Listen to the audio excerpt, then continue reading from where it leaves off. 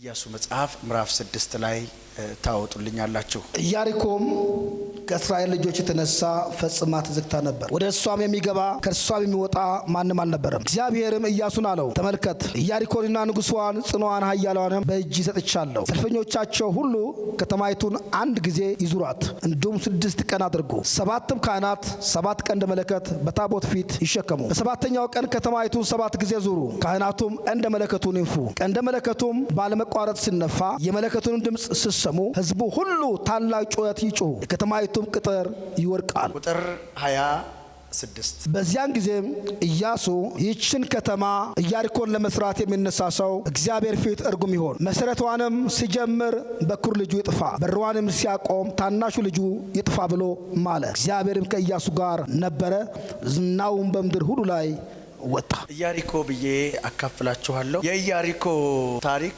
የእስራኤል ሕዝብ ከግብጽ ከወጣ በኋላ መንገድ ላይ ያለ የኢያሪኮ ከተማ ከእስራኤል ልጆች የተነሳ ፈጽማ ተዘግታ ነበር ይላል። ኢያሪኮ ከመድረሳቸው በፊት ሰይፍ የመዘዝ መልአክ ኢያሱ አይቶ ከኛ ወገን ነህ ወይስ ከጥላቶቻችን ወገን ብሎ ሲጠይቀው አይ እኔ ከናንተም ወገንም አይደለም ከጥላቶቻችሁም ወገን አይደለም እኔ ከእግዚአብሔር ወገን ነኝ ያለበት ክፍል ነው። እና እስራኤል ሕዝብ በሰልፍ በጦርነት በውጊያ ከ400 ዓመት ጦርነት ባርነት በኋላ ወጣው ሰልፉ አላቋረጥ ብሏቸዋል። ኢያሪኮ ከተማ ከእስራኤል ልጆች የተነሳ ፈጽማ ምን ብላ ነበር? ተዘግታ ነበር። አንድ ነገር ላሳያችሁ። አንድ ከተማ፣ አንድ ሀገር፣ አንድ ሰው፣ አንድ ግለሰብ፣ አንድ ቤተሰብ በህይወታቸው ላይ ጽኑ የሆነ አስቸጋሪ ነገር ከገጠማቸው there is something አንድ ነገር ከጀርባ አለ። ኢያሪኮ ግን ልክ ሲደርሱ ከእስራኤል ልጆች የተነሳ ፈጽማ በሯን ዘጋች። የኢያሪኮ ከተማ ቀድመው እስራኤላዊ ከመድረሳቸው በፊት ደህንነቶች ገብተው ቼክ አድርገዋል። ከኢያሪኮ ከተማን ሊሰልሉ ቼክ ሊያደርጉ ገብተው የኢያሪኮ ከተማ ሊገሏቸው ሊያጠፏቸው ሲል አንዲት ረዓብ የምትባል ሴት ናት ያስመለጠቻቸው። ለሰላዮች ውስጥ ነግራቸው እኮ የእስራኤል ዝሎ የመጣ ህዝብ እኮ ዝሏል፣ ደካክሟል፣ ለጌዳ ዝሎታል።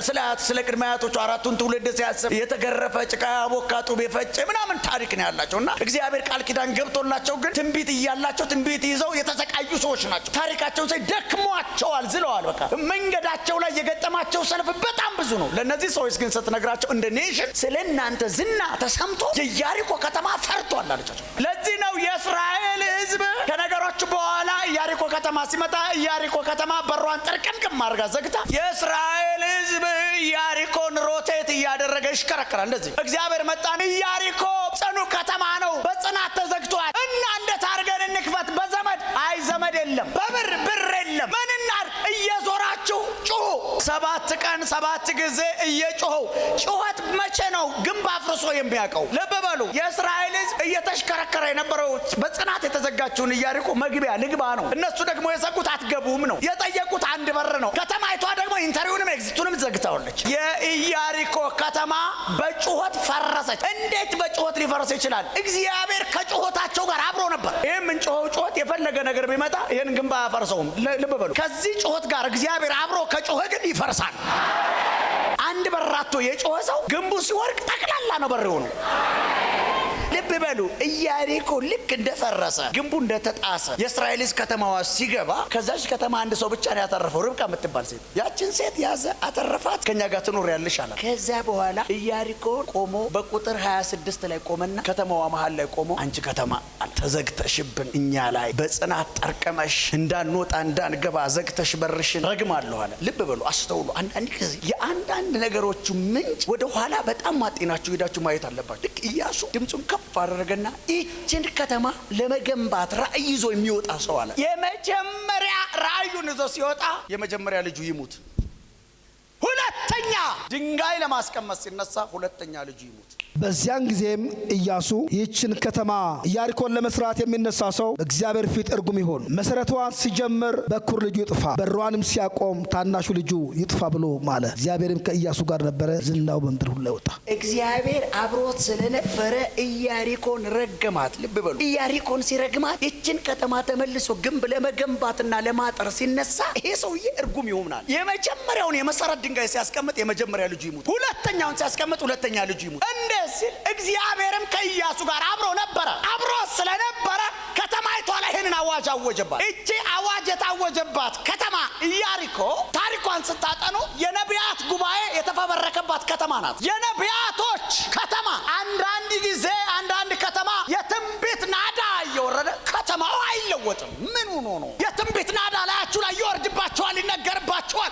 አሜን ሃሌሉያ ይርሲብ ትላላችሁ፣ ግን ህይወታችሁ ላይ ለውጥ አይመጣም። ዋትስ ሮንግ? ኢያሪኮን ኢያሱ ረገማት። ምን ብሎ?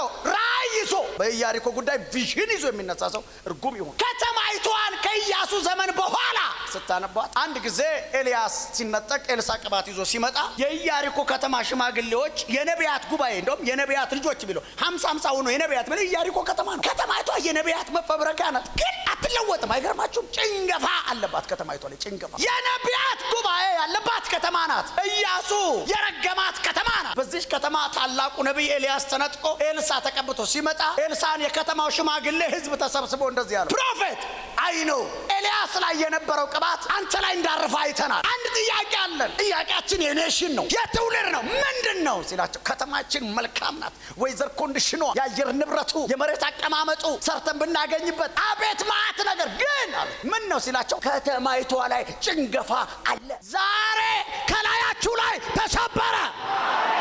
ሁለተኛ ነገሥት ምዕራፍ 2:15 ላይ ከኢያሪኮ መጥተው በአንጻሩ የነበሩት የነቢያት ልጆች ባዩት ጊዜ የኤልያስ መንፈስ በኤልሳ ላይ አርፏል አሉ። ቁጥር 19 ላይ የከተማይቱን ሰዎች ኤልሳን እነሆ ጌታችን እንደምታይ የዚች ከተማ ኑሮ መልካም ነው፣ ውሃው ግን ክፉ ነው፣ ምድሪቱ ፍሬዋን ትጨነግፋለች አሉት። እርሱም አዲስ ማሰሮ አምጡልኝ፣ ጨውም ጨምሩበት አለ። ያንንም አመጡለት። ውሃውም ወዳለበት ምንጭ ወጥቶ ጨው ጣለበትና እግዚአብሔር እንዲህ ይላል ይህን ውሃ ፈውሼዋለሁ፣ ከዚህ በኋላ ሞትና ጭንገፋ አይሆንም በትማል። ኤልሳም እንደተናገረው ነገር ውሃው እስከ ዛሬ ድረስ ተፈውሷል። ከተማይቷ መልካም ናት እና ከተማይቷ ውሃ ክፉ ነው። ከርሰ ምድር ውስጥ ያለው ውሃ ክፉ ነው። ምን ያደርጋል? ፍሬውን ያጨነግፋል። አፍርቶ ወደ ፍሬነት እንዳይለወጥ ይመተዋል። ያረገዘች አትወልድም፣ የተማረ አይመረቅም፣ ያገባች አትወልድም፣ የነገደ አተርፍም፣ የተማረ ዘልቆ አይወጣም። እናንተ ቤተሰብ ውስጥ እንዲህ አይነት ነገር አለ? ዛሬ ማታ ይወድቃል።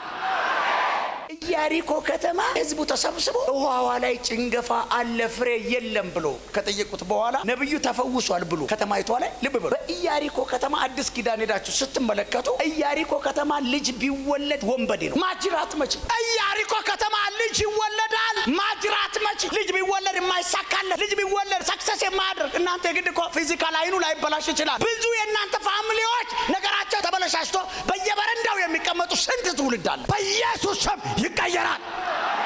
ባይዘዌ የእናንተ ህይወት ነብይ ቢያልፍ፣ ሐዋርያ ቢያልፍ፣ አስተማሪ ቢያልፍ፣ በቃ 9 ነብይ እናንተ ቤት ቢገባ፣ 20 ነብይ ቢገባ፣ ሐዋርያ ቢገባ ጌታ እስካልገባ ድረስ ለውጥ የለም።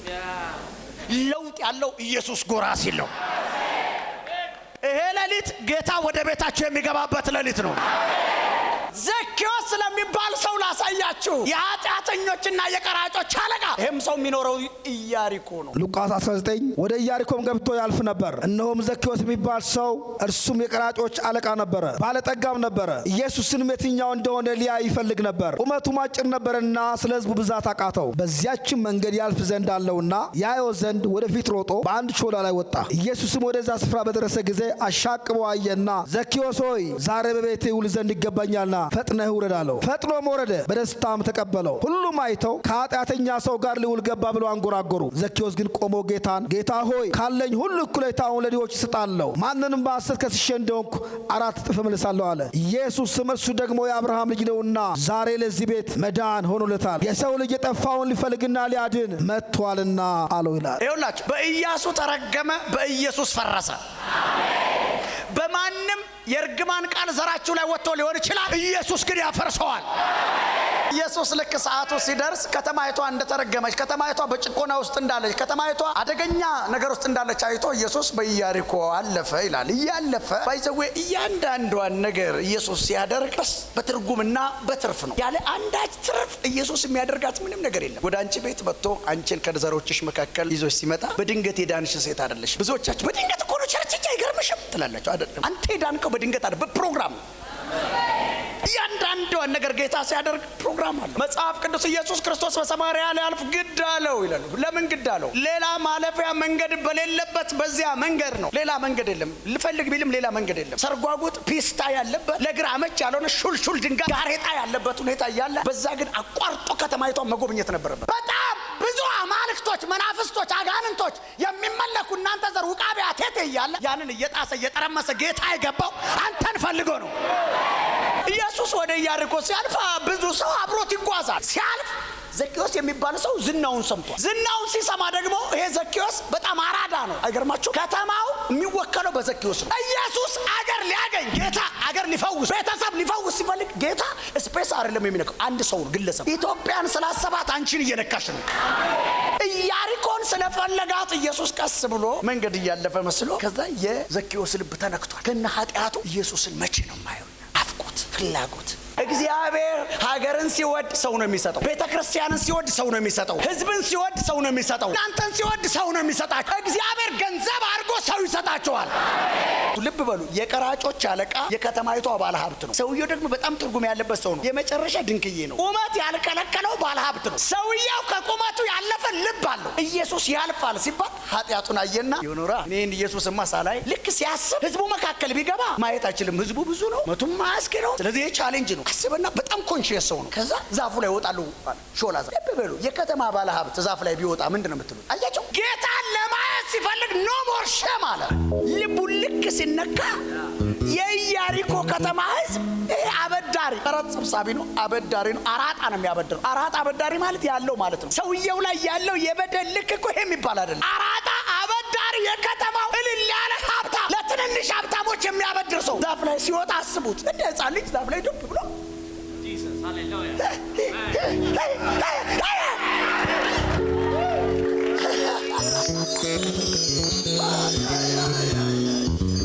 ህፃን ልጅ እንደ ህፃን እንደ ትንሽዬ ልጅ ኢየሱስ እያለፈ ነው። ኤቭሪቲንግ እኮ ሳይወጣ ዛፍ ላይ ሳይወጣ ነው የሚያየው። ከመሆናችሁ በፊት ነገራችሁን ልባችሁን ውስጥ ያያል። ልክ ዛፉ ጋር ሲደርስ ሃይ ዘኪ ሲለው ኦ ማይ ጋድ ኦ ማይ ጋድ ፕሮፌሳይ እኔ ነው እንዴ? ኢየስ ከሞን አለው። ከሞን ሰው ማጉረምረም ጀመራ። ከነ ፕሮቶኮሉ ልብሱን አርዝሞ የተከተለ ሁሉ ወይኔ ያለው ይሄን ኃጢአተኛ ሰው። ወዳጄ የትናንትናውና ከትናንትና በስተ ያለውን ያንተን ማንነት ኢየሱስ አያውቀውም።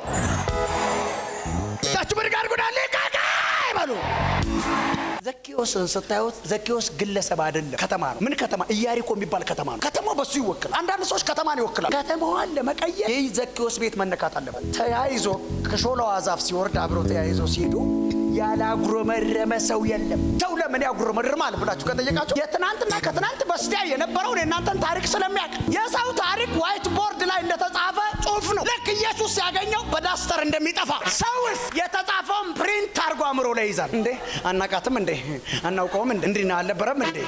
ለዚህ እኮ ነው ሰው ነዝናዛ ነው፣ አይለቅህም። ኢየሱስን አታዩም እንዴ? ታምር እያደረገ ነው ሲባል እንዴ አናውቀውም እንዴ? እኛ ሰፈር አይደለም እንዴ? የጠራቢው ልጅ የዮሴፍ ልጅ አይደለም እንዴ? እኛ እህቶቹስ እኛ ሰፈር አይደሉም እንዴ ያሉት ብሎ ሰውየው ላይ የሚሆነውን ሱፐርናቹራል ነገር ሳይሆን ሰውየው ስለ ሰውየው እናውቃለን እና እንተዋወቃለን አይነት ጨዋታ።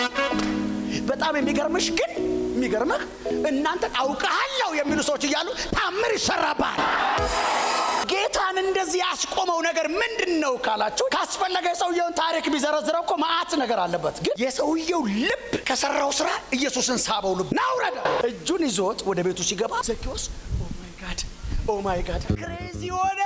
ወይኔ ገባና ጌታዬ ሩጦ ገንዘብ ከካዝናው ሳብ አረገና ጌታዬ ማንንም ሰው በድዬ ቢሆን ሰውየው ያውቀዋል። ከይዙ ማንንም ሰው በሐሰት ከስሼ ቢሆን ያለኝን ሀብት 1/4ኛውን ለድሃ ያለውን ደግሞ አካፍዬ ለከሰስኩ ሰው ዛሬ እውነተኛ መመለስ ይሆንላቸዋል። አበደ የሚሆነውን ነገር አጣ። ሲያየው ሰው እየታቸው እሱ ቤቱ የገባው ነው። ቤቱን ሞልቶት ኢየሱስ እግዚአብሔር ምስክሬ ነው። የዘራችሁ ጠረን ተቀየረ።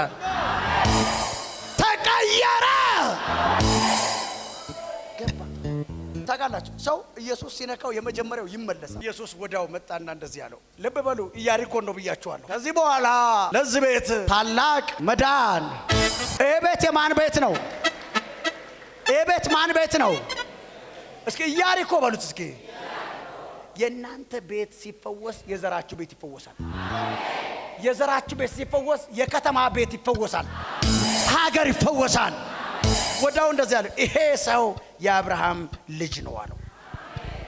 ወዳው ይሄንን የቀራጭ አለቃ የተባለ ታፔላ የተለጠፈበትን ሰው ግብብ አረገና ይሄ ሰው የአብርሃም ልጅ ነው፣ ለዚህ ቤት ታላቅ መዳን ሆኗል። ከምንድን ሄዳ ነው? ከተማይቷ ላይ እርግማን አለ። ኢያሱ የረገመው እርግማን አለ። ከተማይቷ ላይ ያለው እርግማን ባለ ራእይ አይፍለቅብሽ የሚል ነው። ባለ ራእይ አይነሳ የሚል ነው። ባለ ራእይ ሲነሳ ይሙት የሚል ነው። ከተማይቷ ላይ ያለው አውሬ ነቢያት ይበላል፣ አስተማሪዎችን ይበላል፣ ሐዋርያትን ይበላል፣ የተቀባ ሰው ይበላል፣ ቢዝነስማኖችን ይበላል።